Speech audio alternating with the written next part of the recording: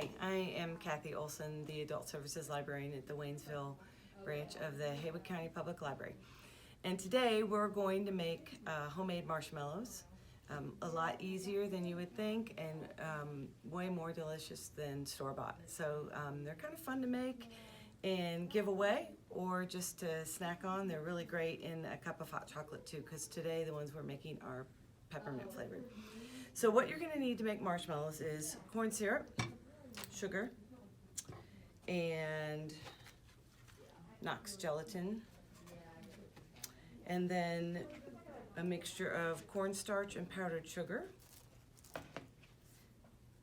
red dye, optional, if you want to swirl some color on top.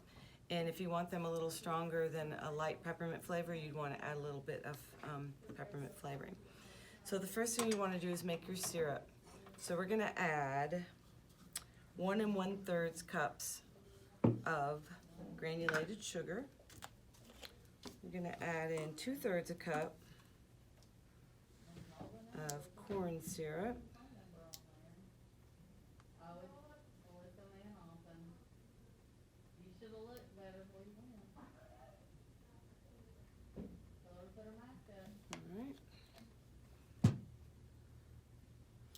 And then we're going to add the one ingredient that I forgot to mention, and that is the crushed peppermint candies. So what I did was I just put them in a Ziploc bag and I just bashed it with a hammer. You can buy them already crushed. I've seen them at World Market, but I couldn't find any this time around, so I had to crush my own. This adds a little pink color to the mixture, but if you want it a little darker, you can add a little bit of food coloring. So, we've got our hard candy in here, our sugar, our corn syrup. We're gonna get our Stormtrooper salt here and add just a pinch. And this is going to cook for about 10 minutes. We want it to get to 240 degrees, so a candy thermometer is very helpful here. So we'll check back in 10 minutes. While our syrup is finishing up, probably about 2 or 3 more minutes left on it here, and I'll show you what it looks like in just a moment. Let's prep our pan. So you're just going to take a square pan. I mean, shoot, you could use a round pan if you want to. It's your candy. You can make it however you want. But I'm using a square pan, and you just line it with foil, spray it with cooking spray, and then your mixture of cornstarch and powdered sugar that I mentioned earlier, just use a little tea strainer if you have one. I find that it's perfect for this job. And you just want to get a sprinkling of it all over your pan. Okay, so your pan's ready. Set that aside. As soon as our marshmallows are ready to pour, we'll bring that back, and you got to work fast. As soon as it's ready in the mixer, you want to get it right into your pan, so make sure you have your pan prepared. So while our syrup is finishing up, about 2 minutes left on that, we're going to go ahead and pour 2/3 a cup of water into our mixer bowl and 3 packets of gelatin.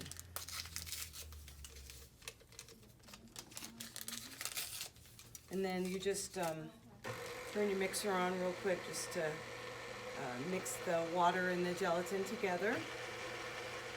And let it sit for a few minutes while your syrup is finishing up.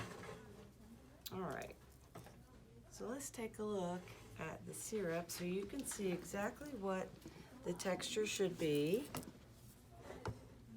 All right, I'm going to test the temperature on it just to be sure. Should be 240 degrees. Not quite there yet, so I'll meet you back here in a few minutes. So it's been about 10 minutes and our syrup is ready. I just took its temperature. It's 240 degrees. So this is what it should look like when it's ready to go into your gelatin water mixture. So we're going to turn our mixer on low. You don't want to turn it on medium or high yet, because this is hot as the dickens, and we want to get it mixed up. So just a real small little stream here. So this is what it looks like at about 4 or 5 minutes. So you can see it's still pretty thin, pretty foamy, but it's not ready yet. So we'll check back with it in a couple minutes and I'll show you what it looks like as we progress.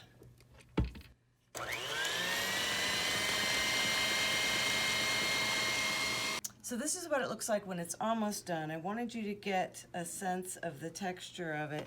You need it to be in ribbons that fall back on themselves. This is almost ready. I'm going to give it about 2 more minutes and then we can put it into our prepared pan.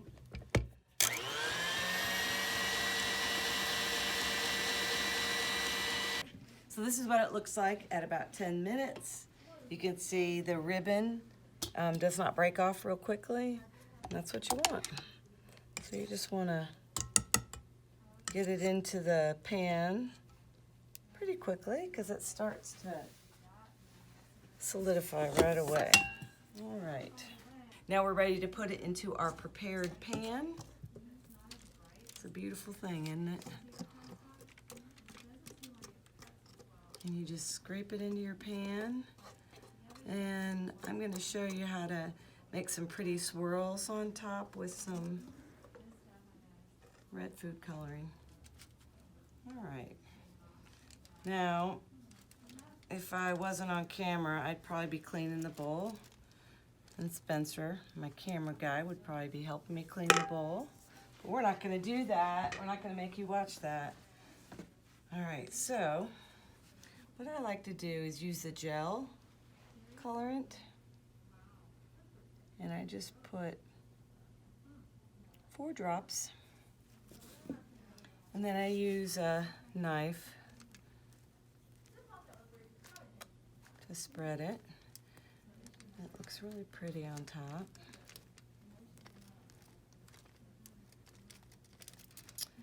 And then once we get it spread all around, we're gonna shake a little bit of that cornstarch powdered sugar mixture on top. That looks pretty good. All right. So, get our little tea strainer.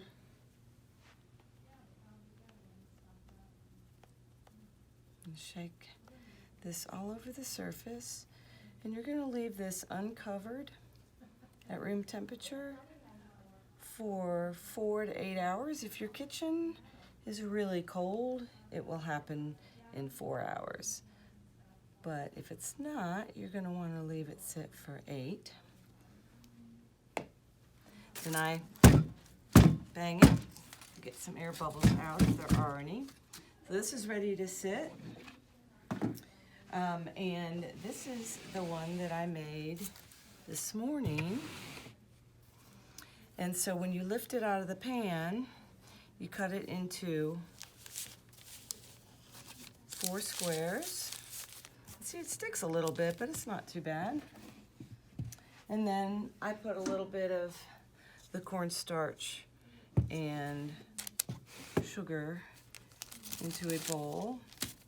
And then you can just cut these into squares, drop them in to the cornstarch and sugar, and you'll see how you just toss them around. And then you can bag them up to give away, or you can just keep them in a big Tupperware with a tight lid on the counter, and they'll keep for quite a while. I've had some in the refrigerator that have kept for weeks, but if you just leave them on the counter, I would say about a week. So you just continue to cut this up into strips and then into chunks, and there's your homemade marshmallows, and they're really delicious. If you would like the recipe and written instructions for how to make these marshmallows, just go to the Haywood County Public Library's webpage And if you have any questions at all for me, just email me at the address that you see below. And thanks for watching. Here's some great books that you can check out that will give you some new ideas for candy making, some great recipes. The first one is a complete photo guide to candy making. The next one is Brave Tart.